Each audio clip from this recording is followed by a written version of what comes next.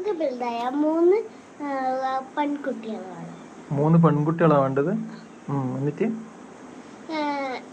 എന്തിനാ 3 കുട്ടികൾ എന്തിനാ? 3 കുട്ടികൾ വികാസ്, 2 കുട്ടികളാകുമ്പോ ഒരു ഓൾഡറും ഒരു യങ്ങറും ആയിരിക്കും. ഓൾഡറിന് യങ്ങറിന്റെ കൂടെ ചൈൽഡ്സ് ഗെയിംസ് കളിക്കാൻ ഇഷ്ടപ്പെടില്ല. യങ്ങറിന് ഓൾഡറിന്റെ കൂടെ സംസാരിക്കാനും ഇഷ്ടപ്പെടില്ല, കളിക്കാനൊക്കെ ഇഷ്ടം. അപ്പൊ മീഡിയം വന്നാല് മീഡിയമും പിന്നെ മിഡിലും ഓൾഡറും കളിക്കാൻ പറ്റും, മിഡിലും യങ്ങറും കളിക്കാൻ പറ്റും. ഇപ്പൊ ഞാൻ ആക്ച്വലി കളിക്കുന്നുണ്ടെങ്കിൽ തന്നെ നമുക്ക് ഗെയിം അറിയില്ല, അതുകൊണ്ട് കളിക്കാനും പറ്റും.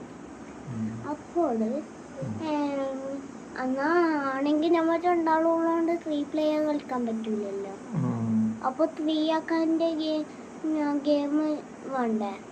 ഓടി കളിക്കുന്നതാണെങ്കിൽ ടാഗെല്ലാം കളിക്കുമ്പോ 3 ആൾക്കാരായിട്ടും പോണ്ടേ, ഹൈഡ് ആൻഡ് സീക്ക് എല്ലാം. അതുകൊണ്ട് നല്ലത് 3 കുട്ടികളാണ്. അല്ലെങ്കിൽ ഒരു കുട്ടിയാണെങ്കിൽ എന്നോട് അമ്മേനോട് അമ്മ കളിക്കാതെ ചോദ്യം. പിന്നെ ഉറപ്പല്ലേ.